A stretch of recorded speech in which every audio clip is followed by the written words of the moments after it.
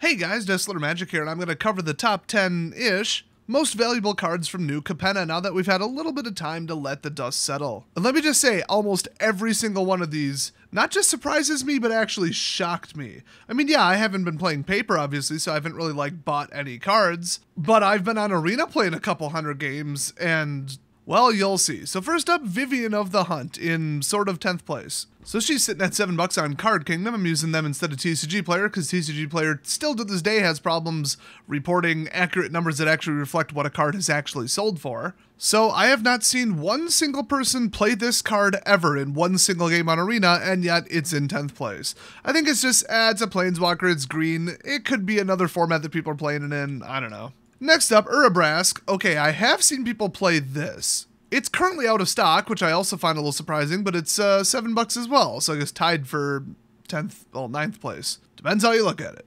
I mean, it's just like a double draw card. I mean, yeah, people would want it. Next up, another card that I have literally not seen one single individual play in one single game, and remember, I'm near the top of the Diamond League currently. It's Professional Facebreaker. 3-cost, 2/3 Human Warrior with Menace. I mean, it's a good card, it's just I haven't seen people playing it. So why is it $7.50? Once again, the only solution I have is people are playing treasures, I guess, like outside of standard. Next up, Elspeth Resplendent coming in at $8.50. You know, this I have seen people play. There's a mono White Angels deck, and her, and I believe it's whoever the Empress is. I forget the actual title of the card. By the way, why do they keep calling her the Emperor instead of Empress? That is like, it's Wizards of the Coast. If anybody would get it right.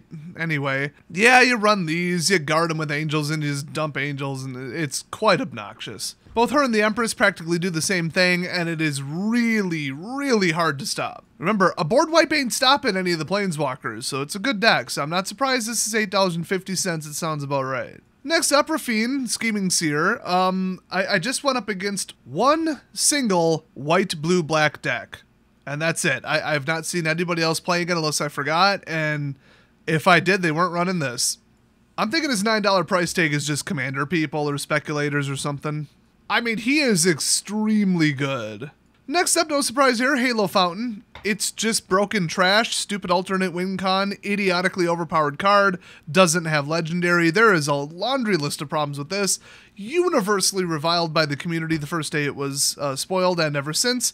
That said, the only person I've ever seen play this in a game on Arena is me. But I mean, you want to talk about a classic card that should be used outside of standard? Yeah, this is it. The go wide decks just don't seem to need it. So next up, we're going to start getting into the stuff that I'm not counting. So, Ziatora's Proving Ground. Yeah, it's a rare 3-color land with cycling. I wonder if that's $11, because it is. What if I didn't mention that Halo's sitting at 10? So just think about this now. If you're running this 3-color or any 3-color deck from New Capenna, you are almost definitely going to need 4 of, these or a different one. This is the cheapest at $11, so your deck right off the bat costs $44 plus the other lands plus the actual cards. The actual spells, like the real actual deck. So yeah, lands are in the rare slot again, making the game unaffordable to everybody across the board and encouraging people to not buy or play the new set or its strategies. Interesting plan you got there, Wizards. So for the top 10, I'm just ignoring all the lands. Xander's Lounge is 12, Jetmir's Garden is 12, Spara's Headquarters is 14, and Rafine's Tower is 15. Unfortunately. So the actual next one is Ledger Shredder. Now I have seen people play this. It's in a pretty messed up deck. I don't remember what it does, I just remember hating it.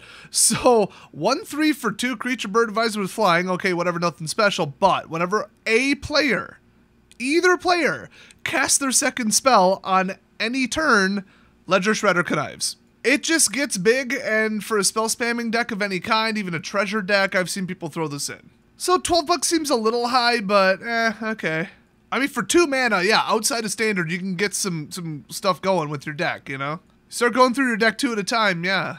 Next up, surprising absolutely nobody, Luxior Giada's Gift. $23. And once again, I have not seen one single individual game of Magic, competitive ranked standard constructed best of 1, with anybody playing this. It is obviously for other decks, mostly Commander. This whole damn set was for Commander. They might as well just called it Commander Legends. But geez, $23. But yeah, Super Friends deck? Sure. Like, are you kidding me? Next up in the second place slot, we've got Bootlegger Stash for $30. So it is a 6 drop, but, you know, in green, where 6 isn't that nutty. And lands you control have tap create a treasure. Oh my gosh, there must be like a modern treasures deck, a commander treasures deck. There might be a legacy treasures deck, I don't know. They need to calm down with the treasures. People in the community, generally on Reddit and Twitter, which are, you know, the dumbest, slowest, least to adapt, bad take generating idiots who cross the line last. But they're finally catching up to what I've been saying for months now, which is treasures are out of control, and this made it way, way, way worse. They're gonna have to do something about it. They were inherently a good idea because it's single-use mana, and that's like really bold and dynamic, but you can't let people generate too much of it. And so like the 5th, 6th, 7th set to do treasures, okay, we're gonna be done with that, thanks Wizards. And then the classic mistake they keep making. Remember cycling with Zenith Flare? Remember that nightmare? Yeah, when you do cycling because it's just a good, helpful mechanic that should be in every set, and then you're like, let's go overboard with it, and like reward somebody for doing the cycling. We'll put a trigger for every time they cycle. No, you should not do that. Treasures should just be a thing that you use that exists and that's it. It's bad enough that they're artifacts. Because then you get affinity decks in on it. As soon as you go into, you know, oh, well, for each treasure, and whenever you sack a treasure, do this, and whenever a permanent leaves the battlefield, do that. Okay, now you've gone completely overboard, and they need to start, you know, swinging the banhammer around.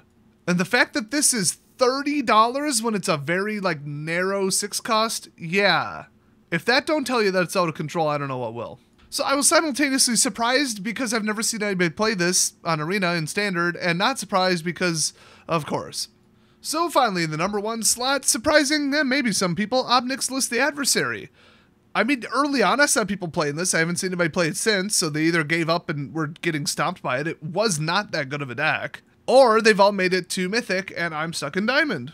Not sure which. It could be just they're you know, this is playable in Standard, but it's hyper good in other formats. I mean, it's a 3-cost Planeswalker that's really good.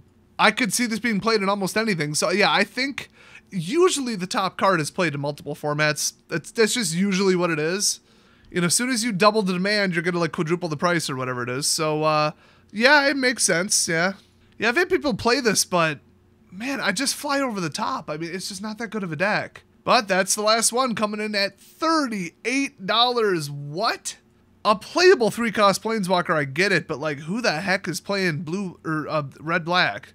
I don't know. I haven't been paying attention to anything outside of Standard for quite a while, so I could be way, you know, missing something here. I know a couple sites I could look it up, but I just don't care. This isn't about, oh, Desk covers every format that everybody plays. You know, it's never been what my channel is about. This has been, hey, if you pull one of these cards, you've got a ton of money. Now, which of these have staying power? That's usually what I kind of get into. I don't know. I'd almost say none of them. Technically, like, I guess 11th place is Giada at $6.50, so just under Vivian. I would say Giada if they don't ban Angels, which they won't because they're idiots. So a card that's not even on this list is the most likely to keep its value or go up. I think everything else on here is going to crash. I don't know. Like, could Luxior and Bootleggers actually get more expensive? I don't think so. Not by much. Ledger Shredder already seems too high. Halo Fountain, I don't even understand. Elspeth is just played in Standard, but things are shifting. Rafine, I don't know why he's that price. I don't see anything too special on here. So really, if you got any of these cards, I recommend selling them. I just don't see anything going up further. So hey, thanks for watching, everybody. I'll keep you updated with the latest in Magic news, and I'll see you next time.